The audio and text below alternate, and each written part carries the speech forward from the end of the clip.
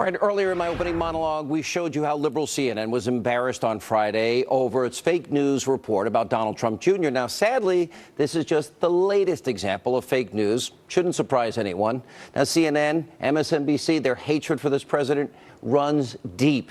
Now, this morning, Newsbusters found yet another example of the CNN fake news network and their abusively biased coverage. Look at that headline.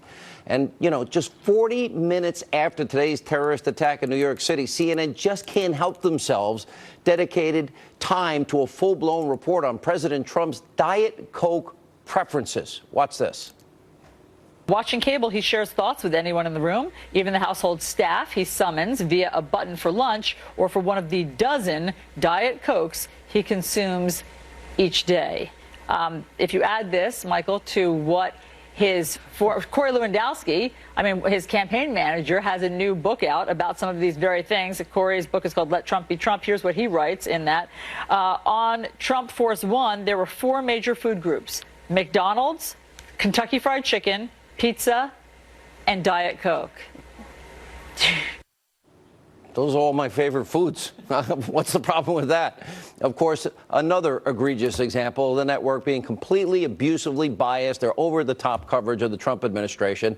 Let's take a look at some of the lowlights from just the past year. Take a look. I have a whole lot to say about this president's increasing erratic behavior over the past week or so. If you think you've had an earful of Donald Trump, check out what's in the ear of a beagle in Britain named Chief. Brace yourself.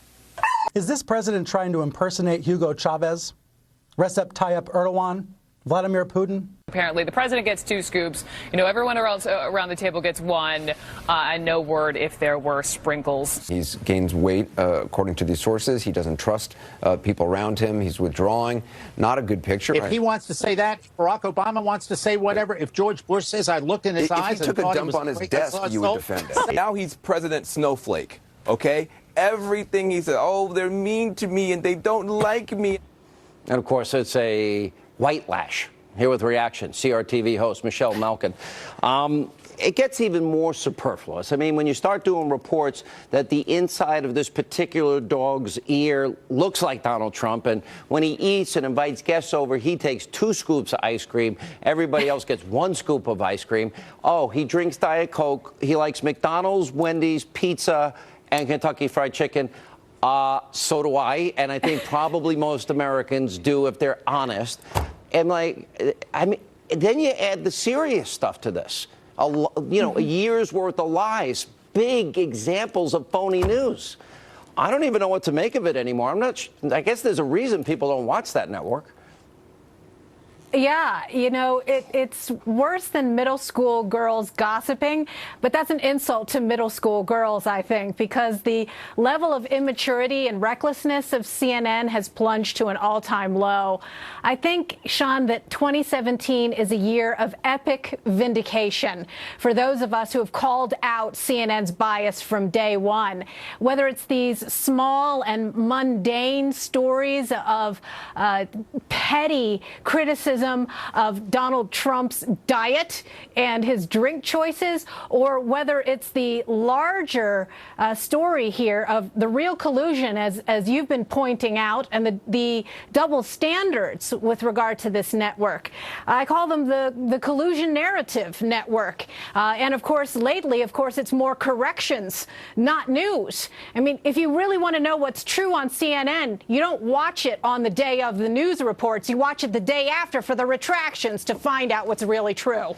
You know, it's also what they don't cover. You know, to me, the fact that the Russian dossier, Hillary lied for a year and paid for the phony dossier, that's kind of big news because that was collusion, Russian lies. She bought and paid for it to influence the election. Similarly, I think it's a big deal when James Comey and Peter Strzok are writing an exoneration of Hillary in the email server so she can go off scot-free without an investigation and hopefully they think defeat Donald Trump. You know, that's a big deal. The whole, the fact that Mueller and Rosenstein and all these people knew in 2009 about bribery, kickbacks, extortion, money laundering by Vladimir Putin thugs in America, and they didn't stop it, and a year and a half later, they allowed 20% of America's uranium to go to this hostile regime, and then the money that flows back to the Clinton Foundation, I think those are big deals. The Mueller special counsel, you know, all of these partisan, vicious partisan prosecutors with unethical records and tactics. That should be a big deal. They're not covering any of this, Michelle. Zero. Yes.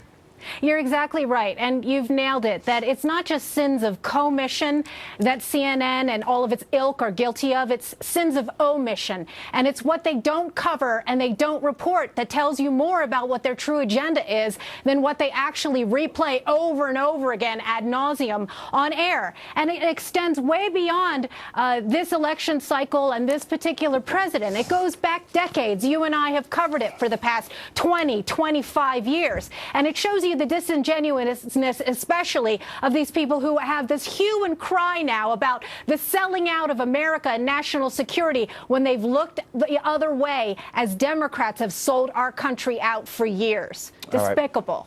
It really is. All right, Michelle, always good to see you. Appreciate you being with us. When we come back, we have yet another example that proves what we have been reporting. Robert Mueller's team is hyper-partisan, anti-Trump, abusively biased, and many unethical.